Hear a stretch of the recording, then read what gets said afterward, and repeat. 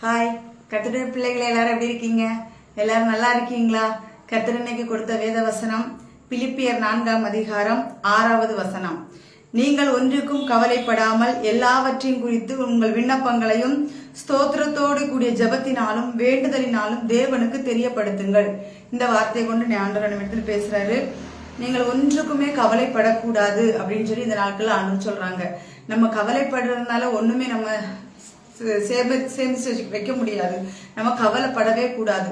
நம்ம கவலைப்படாம நமக்கு ஒரு பாரங்கள் கஷ்டங்கள் வரும் பொழுது தேவ சன்னிதானத்துல போய் ஸ்தோத்திரத்தோடு கூடிய விண்ணப்பத்தையும் வேண்டுதலையும் நம்ம தேவனுக்கு தெரியப்படுத்துவனும்.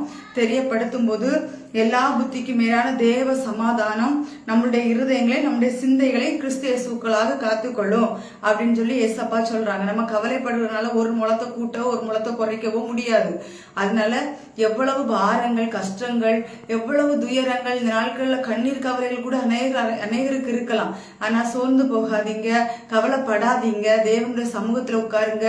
ஏசப்பா எனக்கு இப்படி ஒரு பிரச்சனை வந்திருக்கு ஆண்டவர், எனக்கு இருந்து விடுதலை தாருங்க. ஆண்டவர்கிட்ட ஜெபம் பண்ணும்போது கர்த்தர் நிச்சயமா அதுல இருந்து விடுதலை தருவார். அதனாலதான் இன்னைக்கு இந்த வார்த்தையை கொண்டு பேசுறாரு.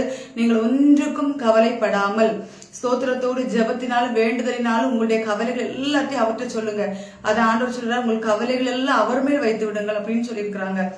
ஆனால் நம்முடைய கவலைகள் எல்லாவற்றையும் இயேசு கிறிஸ்து மேல வைத்து விட்டுட்டோம்னா நமக்கு கவலையே இருக்காது. நம்முடைய எல்லா தேவைகளையும் எல்லா காரியத்தையும் தேவன் பொறுப்படுத்திக் கொள்வாரு அப்படின்னு சொல்லி ஏசப்பா சொல்றாங்க. அதனால எதுக்குமே நீங்க கவலைப்படாதீங்க.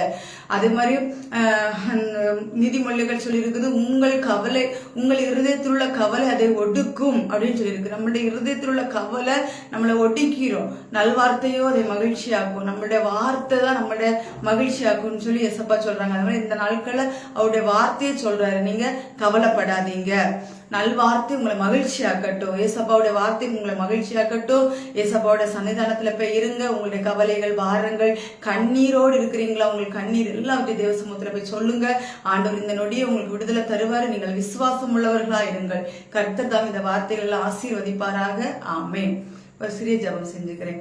ஸ்தோத்திரம் ஆண்டவரே, ஸ்தோத்திர ஆண்டவரே, நீர் நல்லவர் அப்பா, நீர் நன்மை செய்கிற தேவர் ஆண்டவரே. இந்த நேரத்தில் அப்பா பலவிதமான கவலைகள் கண்ணீர்கள் கர்த்தாவை வேதனைகள் துன்பங்களின் மத்தியில் இருக்கிற உங்களுடைய பிள்ளைகளுக்காக ஜெபிக்கிறோம். ஏசப்பா நீங்க தொடுங்கப்பா ஆண்டவரே. ஸ்தோத்திர ஆண்டவரே, நீங்கள் ஒன்றுக்கும் கவலைப்படாதீங்க என்று சொல்லியிருக்கீங்க. ஏசப்பா நாங்கள் எதற்குமே கவலைப்படாதபடி எங்களுடைய பாரங்கள் கஷ்டங்கள் துன்பங்கள் வேதனைகள் எல்லாவற்றையும் சமூகத்தில் நாங்கள் இறக்கி வைக்கிறோம். ஆண்டவரே நீர் பொறுப்படுத்திக் கொள்ளுங்கப்பா. எல்லா புத்திக்கு மேல தேவ சமாதானம் எங்கள் இருதயங்களை எங்கள் சிந்தைகளை ஆட்கொள்ளட்டும். கர்த்தாவே ஆண்டவரை நீங்க எங்களோட இடைப்பட்டிருக்கீங்க. உங்களுக்கு நன்றி ஏசப்பா.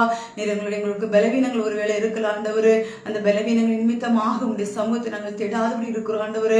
எங்கள் பலவீனங்கள் சுகவீனங்கள் அசதிகள் சோர்வுகள் எல்லாவற்றையும் மாற்றியப்பா எங்களை புதிய சிருஷ்டியாய் மாற்றுங்கப்பா. உங்களுடைய பாதத்திலே நாங்கள் அமர்ந்திருந்த எங்கள் கவலைகள் எல்லாம் உங்களுடைய சமூகத்தில் நாங்கள் சொல்லத்தக்கதாய் கர்த்தர் அதை மாற்றி போடத்தக்கதாய் ஆண்டவரை எங்களுக்கு இருதயங்களை ஆட்கொள்ளுங்கப்பா.